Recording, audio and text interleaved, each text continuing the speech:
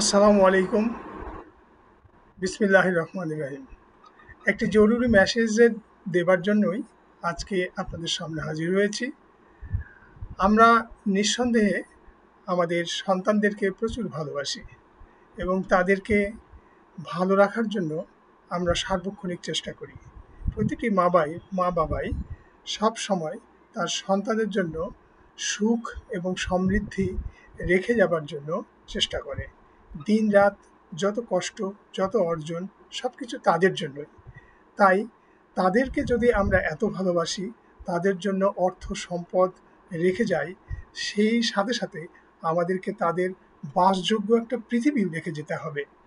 সেই পৃথিবী বাসযোগ্য তখন হবে, সুবাতাস তখন বইবে, যখন আমরা তাদের জন্য সবুজ একটা দেশ উপহার দিতে পারব। আমাদের মৃত্যুর পর আমার সন্তান ভালো থাকবে, তার নিশ্চয়তা আমরা তখনই দিতে পারব যখন একটা বাসযোগ্য ভূমি তাদেরকে আমরা রেখে যেতে পারব।